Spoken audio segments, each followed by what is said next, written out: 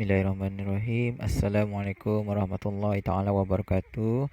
InsyaAllah hari ini kita akan belajar subjek Pendidikan Islam tahun 2 dalam bidang sirah unit 3, iaitu Nabi Muhammad sallallahu alaihi wasallam, sahabat sajati. Jadi murid-murid boleh buka buku teks muka surat 109. Yalah. Berhati dan bincang. Pada hari ini saya akan bercerita tentang sahabat Nabi Muhammad sallallahu alaihi wasallam. Kawan-kawan, tahukah kamu maksud sahabat Nabi Muhammad sallallahu alaihi wasallam? Sahabat Nabi ialah seseorang yang bertemu dengan Nabi Muhammad sallallahu alaihi wasallam, beriman dengan baginda serta mati di dalam Islam. Sahabat Nabi ialah seseorang yang bertemu dengan Nabi Muhammad sallallahu alaihi wasallam, beriman dengan baginda serta mati di dalam Islam. Jadi di sini ada 3 poin penting, iaitu yang pertama, sahabat Nabi itu adalah orang yang berjumpa ataupun bertemu dengan Nabi Muhammad sallallahu alaihi wasallam. Kemudian dia beriman dengan baginda dan mati di dalam Islam. Maknanya, jika seseorang berjumpa dengan Nabi Muhammad tetapi dia tidak beriman dengan baginda, maka dia bukanlah sahabat Nabi. Dia adalah insan ataupun orang biasa sahaja. Jadi sahabat Nabi ni dia jumpa dengan Nabi Muhammad, kemudian dia beriman dengan baginda dan mati dalam Islam. Baiklah. Lihat muka surat seterusnya. Sahabat yang terpilih. Baiklah, antara sahabat yang terpilih, yang pertama kita tengok dalam kelompok lelaki ataupun sahabat dari golongan lelaki, yang pertama ialah Abu Bakar As-Siddiq. Beliau diberi gelaran As-Siddiq kerana sentiasa membenarkan kata-kata Nabi. Abu Bakar juga merupakan sahabat Nabi yang terawal memeluk Islam. Beliau juga penemah Nabi Muhammad SAW ketika berhijrah daripada Mekah ke Madinah. Abu Bakar merupakan khalifah pertama selepas kewafatan Nabi Muhammad SAW. Baiklah, maksud wafat di sini ialah meninggal dunia. Abu Bakar As-Siddiq meninggal dunia pada tahun 13 Hijrah.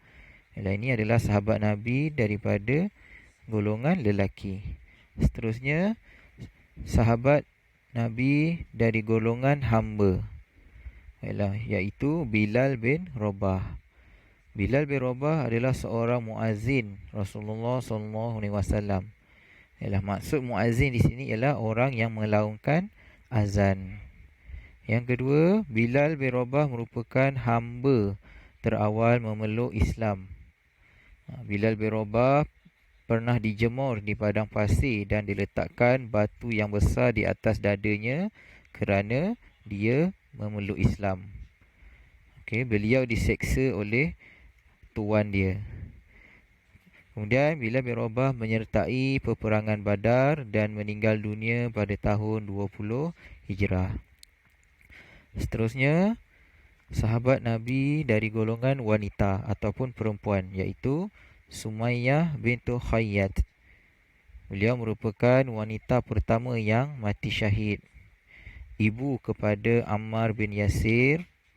Beliau dan suaminya, iaitu Yasir bin Amir, telah dibunuh dengan kejam.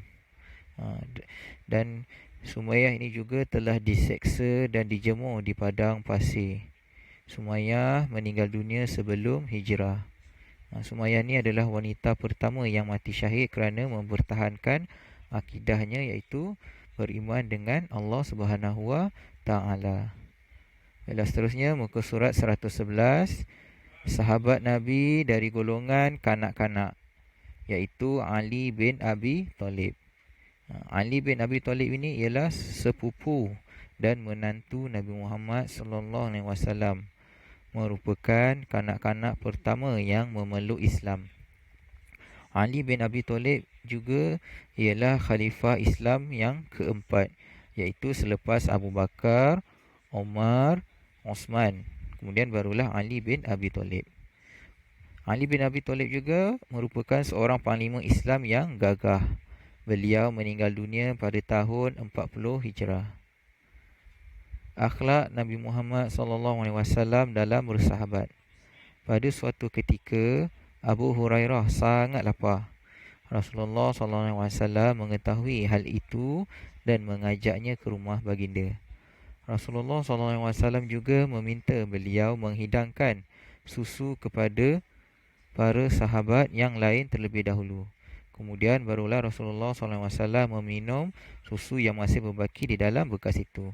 Bila di sini kita lihat akhlak Nabi Muhammad, iaitu baginda mendahulukan dulu tetamu ataupun sahabatnya daripada baginda.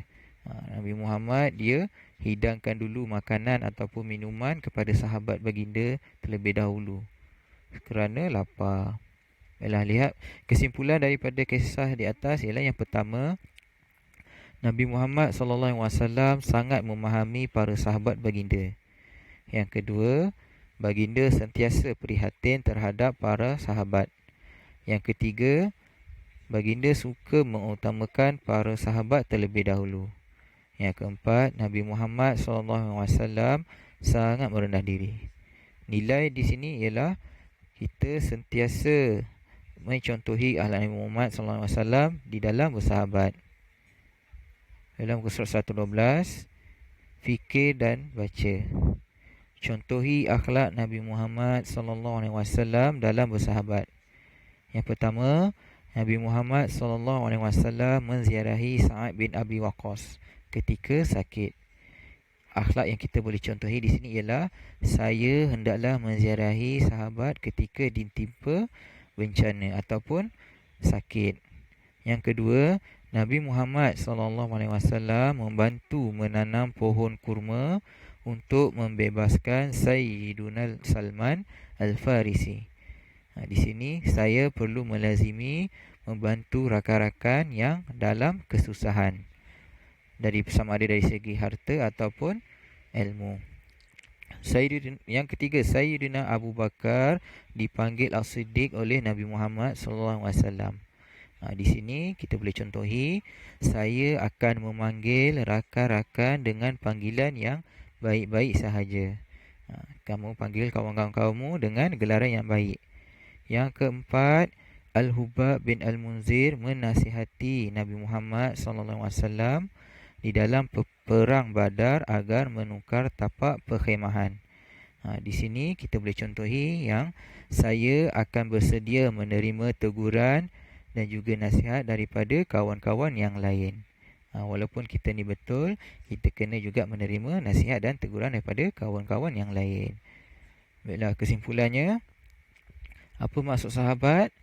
Sahabat ialah seseorang yang bertemu atau berjumpa dengan Nabi Muhammad SAW. Itu poin yang pertama. Yang kedua, dia beriman dengan baginda. Dan poin ketiga ialah dia mati di dalam Islam.